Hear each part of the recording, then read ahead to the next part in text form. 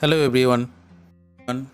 Hope all of you are okay and doing well in these lockdown days due to COVID-19 and after the critical days or the side effect of the super cyclone Umpun or Amphan. Now let us come to the topic of discussion today, that is software maintenance. Here we will discuss software maintenance, the basics of software maintenance, as well as reverse engineering, forward engineering, the types or the categories of maintenance, and why do we need maintenance, etc. Now,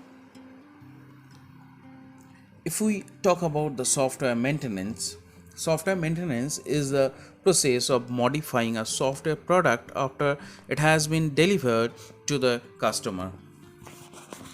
The main purpose of software maintenance is to modify and update software application after delivery to correct faults and to improve performance.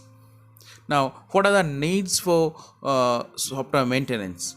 Software maintenance must be performed in order to correct faults, improve the design, implement enhancements, interface with other systems, accommodate programs so that different hardware, software, system features, and telecommunication facilities can be used, migrate legacy software, and retire software.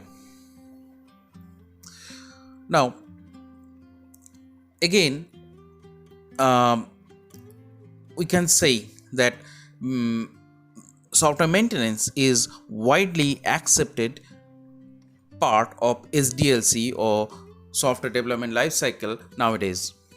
It stands for all the modifications and updations done after the delivery of software product. There are a number of reasons why modifications are required. Some of them are briefly mentioned below. Market conditions, policies which changes over the time, such as taxation and newly introduced constraints like how to maintain bookkeeping, may trigger need for modification. Next one is client requirements. Over the time, customer may ask for new features or functions in the software. Host modifications in any of the hardware and or platform such as operating system of the target host changes. Software changes are needed to keep adaptability. Organization changes. If there is any business level change at client end, such as reduction of organization strength, acquiring another company, organization venturing into new business, need to modify in the original software may arise. Now, if we talk about the categories of software maintenance, categories or types of maintenance, we can say that in a software lifetime, type of maintenance may vary based on its nature. It may be just a routine maintenance task as some bug discovered by some user, or it may be a large event in itself based on maintenance size or nature. Following some types of maintenance based on their characteristics. Corrective maintenance. Corrective maintenance of a software product may be essential either to rectify some bugs observed while the system is in use or to enhance the performance of the system. Next one is adaptive maintenance. This includes modifications and updation when the customers need the product to run on new platforms, on new operating systems, or when they need the product to interface with new hardware and software. Next one is perfective maintenance. A software product needs maintenance to support the need features that the user want or to change different types of functionalities of the system according to the customer demands. And the final one is preventive maintenance. This type of maintenance includes modifications and updations to prevent future problems of the software. It goes to attain problems which are not significant at this moment but may cause serious issues in future.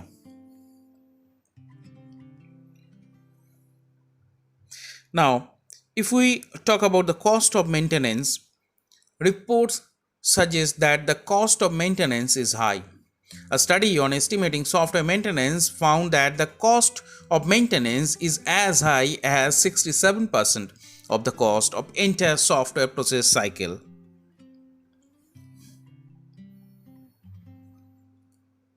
On an average, the cost of software maintenance is more than 50% of all SDLC phases. There are various factors which trigger maintenance cost go high.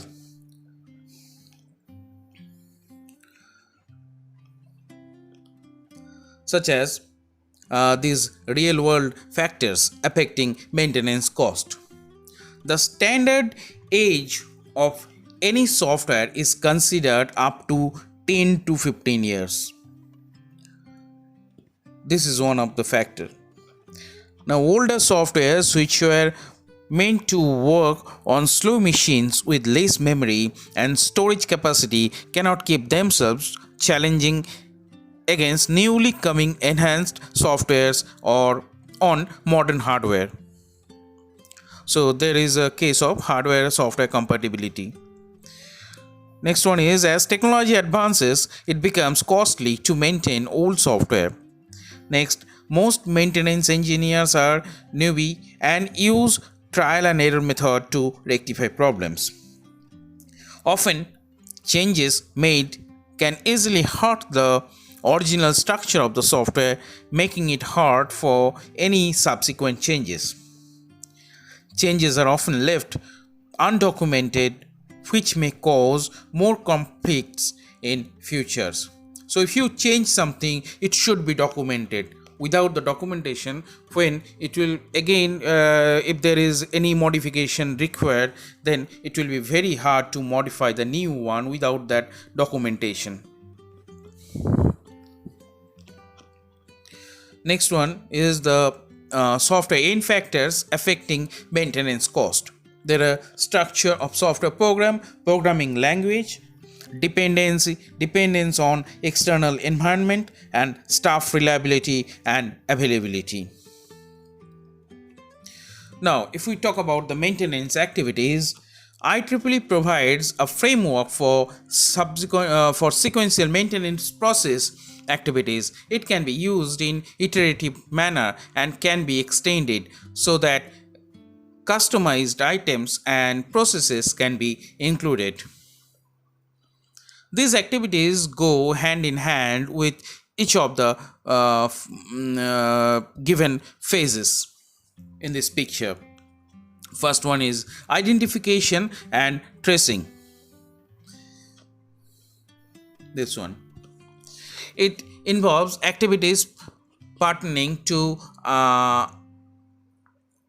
identification of requirement of modification or maintenance. It is generated by user or system may itself report via logs or error messages. Here the maintenance type is classified also. Next, after this, it will come to analysis. The modification is analyzed for its impact on the system, including safety and security implications. If probable impact is severe, alternative solutions is looked for. A set of required modifications is then materialized into requirement specifications. The cost of modification or maintenance is analyzed and estimation is concluded. Then it will come to design. New modules which need to be replaced or modified are designed against requirement specifications set in the previous stage. Test cases are created for validation and verification. Then it comes to implementation. The new modules are coded with the help of structured design created in the design step. Every programmer is expected to do unit testing in parallel. Next come to system testing. Integration testing is done among newly created modules. Integration testing is also carried out between new modules and the system. Finally, the system is tested as a whole, following regressing testing procedures. Then it is a turn of acceptance testing. After testing the system internally, it is tested for acceptance with the help of users. If at this state user complains some issues, they are addressed or noted to address in next iteration. Then delivery. After acceptance test, the system is deployed all over the organization either by small update package or fresh installation of the system. The final testing takes place at client end after the software is delivered. Training facility is provided if required, in addition to the hard copy of the user manual. Then finally, it will be maintenance management. Configuration management is an essential part of system maintenance. It is aided with version control tools to control versions, semi-version or patch management. Next, it is the time to discuss the software re-engineering. When we need to update the software to keep it to the current market without impacting its functionality, it is called software re-engineering. It is a thorough process where the design of software is changed and programs are rewritten. Legacy software cannot keep tuning with the latest technology available in the market. As the hardware becomes obsolete, updating of software becomes a headache. Even if software grows old with time, its functionality does not. For example, initially Unix was developed in assembly language. When language C came into existence, Unix was re-engineered in C because working in assembly language was difficult. Other than this, sometimes programmers notice that few parts of software need more maintenance than others, and they also need re-engineering.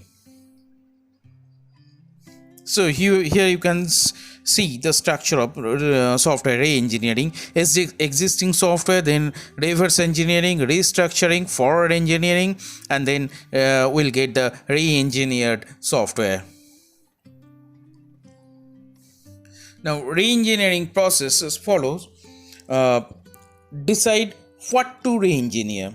Is it the whole software or a part of it? Perform reverse engineering in order to obtain specification or existing software. What is reverse engineering? What is forward engineering? We'll come to this later in this section. Then restructure program if required. For example, changing function-oriented programming into object-oriented programs. Then restructure data as required. Apply forward engineering concept in order to get re-engineered software. Now, what is reverse engineering? Reverse engineering is process of extracting knowledge or design information from anything man-made and reproducing it based on extracted information. It is also called back engineering. Now, software reverse engineering. Software reverse engineering is the process of recovering the design and the requirement specification of a product from an analysis of its code. Reverse engineering is becoming important since several existing software products lack proper documentation, are highly unstructured, or their structure was degraded through a series of maintenance efforts. So, existing software after reverse engineering will get program specification. Now, coming to the re-engineering process, we often face a question that why reverse engineering? Providing proper system documentation, recovery of lost information, assisting with maintenance, facility of software reuse, discovering unexpected flaws or faults. Now, what are the uses of software reverse engineering? Software reverse engineering is used in software design. Reverse engineering enables the developer or programmer to add new features to the existing software with or without knowing the source code. Reverse engineering is also useful in software testing. It helps the testers to study the virus and other malware code. Now, coming to the program instruction,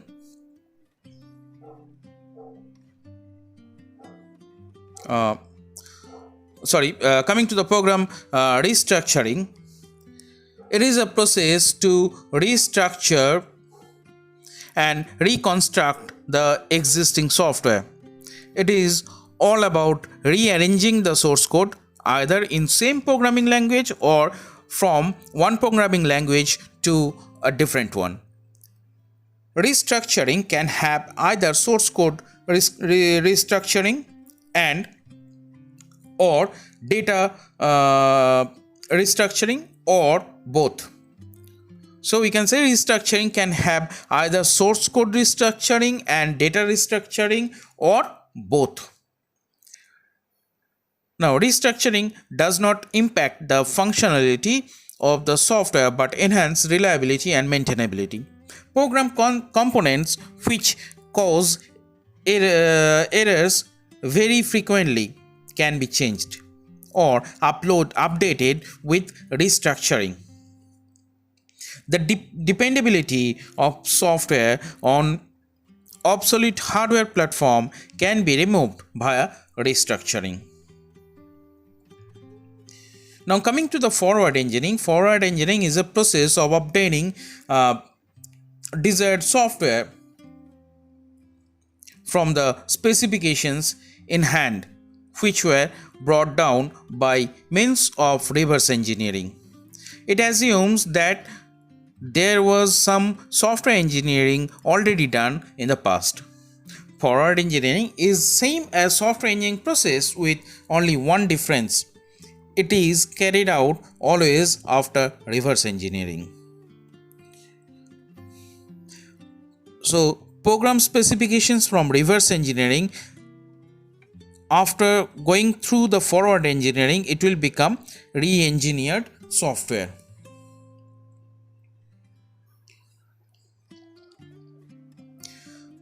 Now, if we look at the component reusability, a component is a part of software program code which executes an independent task in the system.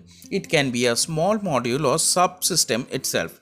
Example is the login procedures used on the web can be considered as components.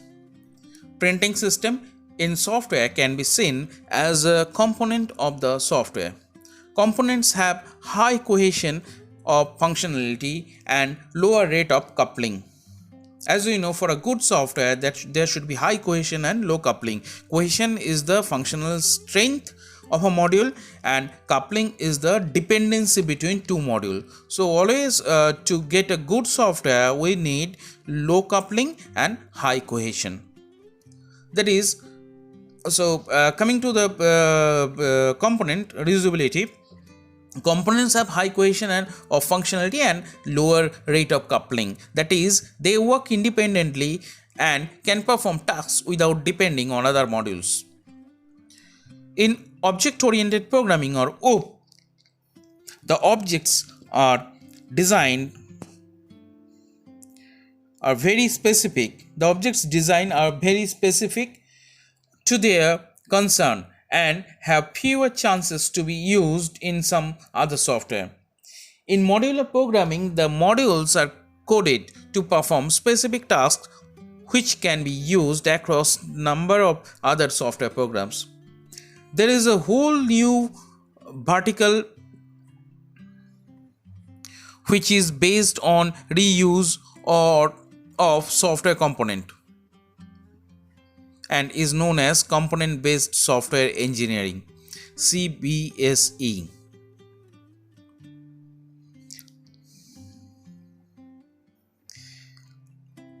Next, reuse can be done at various levels, like application level, where an entire application is used as subsystem of a new software. Then component level, where subsystem of an application is used. Modules level, where functional modules are reused. Sorry. Software components provide interfaces which can be used to establish communication among different components. Sorry. Now, if we come to the reuse process, two kinds of method can be adopted, either by keeping requirements same and adjusting components, or by keeping components same and modifying requirements. So here in this figure you can see specify requirement, system design, specify components, search suitable components, then components repository is there, also incorporate components. If we look at these components one by one, we'll get first requirement specification. The functional and non-functional requirements are specified, which software product must comply to with the help of existing system, user input, or both. Next, system design. This is also a standard SDLC process step where requirements are defined in terms of software preference. Basic architecture of system as a whole and its subsystems are created. Now, specifying components by studying the software design, the designers segregate the entire system into smaller components or subsystems. One complete software design turns into a collection of a huge set of components working together. Then, search suitable components. The software components repository is referred by designers to search for the matching component on the basis of functionality and intended software requirements. Then incorporate components. All matched components are packed together in this step to shape them as a complete software. So by these things we already covered the basics of maintenance. Now these are all from my part. As I can say regarding the software maintenance or the basic, this thing is useful for the software engineering subject. I hope you have understood what I have mentioned here. And if you have any query or any doubt, you can write in the comment section. I will try my level best to answer all the questions. Thank you.